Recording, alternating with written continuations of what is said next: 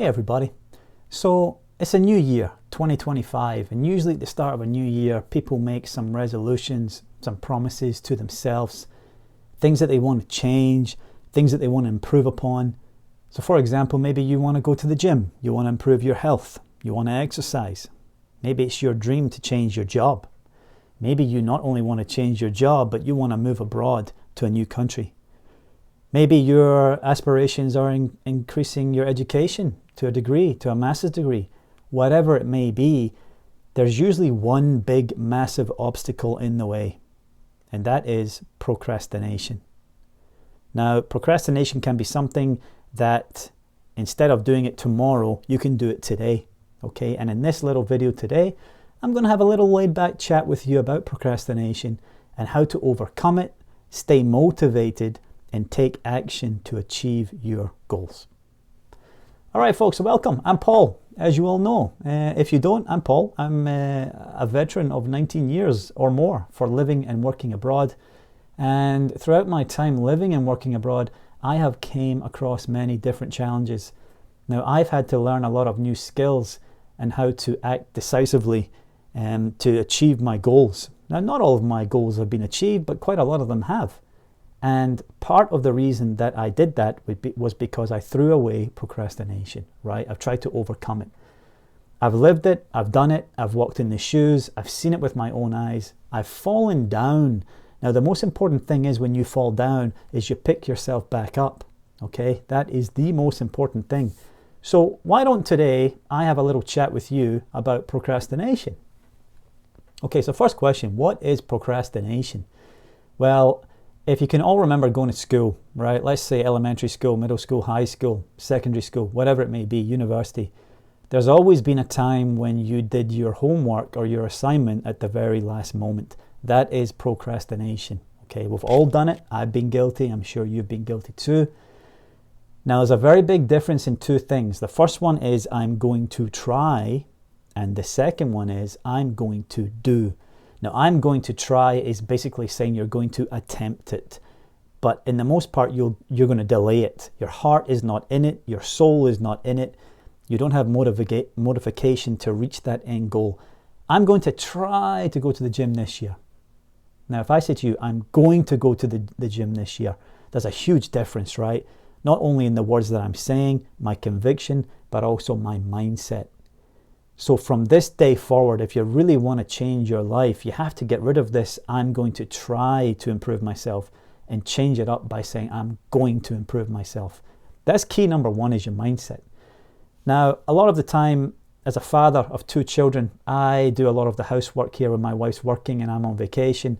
So I've got to do things like cooking, washing the dishes. I don't like it. But often I'm like, I'll wash the dishes later, right? I'm too tired right now. But when it comes to 8 p.m., 9 p.m. and I walk to that sink full of dishes, I feel depressed, right? Because I'm even more tired and I haven't done it. And the worst thing you can do is wake up the next morning to a sink full of dirty dishes. That's procrastination. Okay, so instead of me delaying it until the end of the day, I'm going to do it right there and then so that it's gone, it's out of the way, and I feel like I've achieved even just a little thing in my day. So I'll do it later. It's kind of like a future mind, right? I'll do it later in the future. We cannot live in the future if we want to get rid of procrastination. We have to live in the now, okay? So I'm going to do it right now. This is something called self-discipline. These are skills that you're going to need if you live and travel in another country, okay? So it's like there's no family around you. You need to be self-disciplined. Now, a big part of being in control of your own emotions and self-discipline is confidence, right? So in my experience, I've had some success and I've had some failures. I have gained more confidence from my failure than I have my success. Why am I saying that? Because when you fail at something, you have to learn, you have to grow, and you have to make sure you don't make that mistake again. That is improving yourself as a person. That increases your confidence and your ability, okay? When you're successful and you succeed, it's good, right? It's motivating. But as far as confidence goes, we all grow and learn from our mistakes. Now, remember when I said at the start, you fall, you get back up. That's like a fact of life, right? When you were young and you were learning to ride the bike, you probably fell down, but your parents helped you get back up. That's how you gain confidence. Getting a driving license, right? Your driving lessons, you make mistakes, but you go to the next lesson, you don't make it again. Eventually you pass and you get your driving license. So I want to make sure you all know that failure is good. It's not a bad thing, right? Making mistakes is a good thing, because as long as you learn from this, as long as you improve yourself and grow as a person from the experience, then it's a good thing, and that will increase your confidence. Now, a lot of the time in your mind, you might have, oh, but Paul, wait, what if? What if this, what if that? Well, let me just tell you, what if is one of the biggest dangers to procrastination and your confidence. If you want to throw away procrastination, you have to get rid of what if. What if is self-doubt, okay? With no self-discipline, you probably won't be able to throw away the self-doubt. Self-doubt only comes when your confidence is low, you don't have much self-discipline, and it actually attacks you in a way that it stops you from trying. This is probably anxiety, okay, which is a whole different topic that I'll cover later. But again, anxiety is usually because of something in the future, right? You're worrying too much about things that are not in the present. Okay, the next part I've wrote in my notes is you can only achieve in the moment of the action. Now, I want to just give you a kind of a visual kind of representation of what I'm saying. Let's imagine there's a circle in front of you, my head, okay? At the very top of my head, we have motivation right here. In the right-hand side, we have something called inspiration. And then we have, let's just say the action is here, the inspiration is here, and we're going to go back to motivation. Okay, so motivation, action, inspiration. Can I give you an example here? Is that okay? Something that I've done, right? When I was beginning my master's degree, I became a father for the first time in 2013.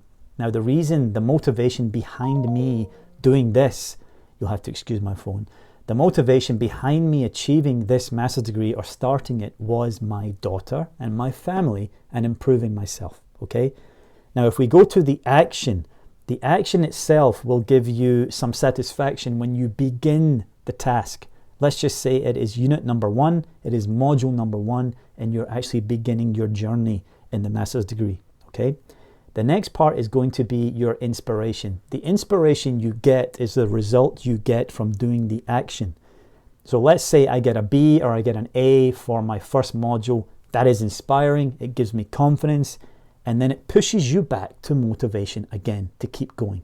All right, so motivation, action, inspiration, and go back to motivation.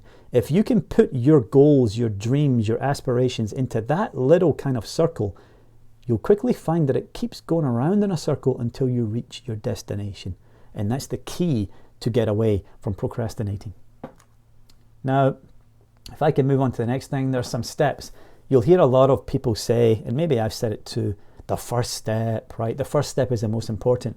Well, let me tell you, the first step is not the most important because there are always steps to take. Okay, so every single step is important, not just the first one. If you're going to think like the first step is the most important, that's kind of like saying I'll do it tomorrow, right? Because that first step, once you achieve it, you're like, oh, okay, I've done it. It's all good. That's the most important. No, every single step is the most important because they're going to lead you to the same goal, the same destination, but you have to take them all seriously, okay, if you want to get to the end. So the key words here before I finish up is focus on the present, everybody. Don't look too much into the future. It's great to have goals. It's great to have a place that you want to be in 2 or 3 years' time, but focus on the now in order to achieve it, right? That's your most important task if you want to throw away the procrastination that is holding you down. So in conclusion, I just want to say fail or succeed. I am an English professor here in Korea. The first thing I say to my students is, please make a mistake in my class. Most of my students are so scared to open their mouth and speak English because they don't want to make a mistake. But if I'm going to judge them on the mistakes they make, no one is going to try, right? They're just going to stay in their comfort zone. They're just going to use the English that they know. They're not going to try and push themselves to speak new expressions or new vocabulary, whatever it may be. Failing is an act of trying. It's an act of trying to improve yourself. It is there so that we can improve ourselves and grow from our mistakes. and that will lead you to be a stronger, better person in the future. So to finish this video up, okay, I just want to say this: don't try it, do it. See you next time. Thanks very much.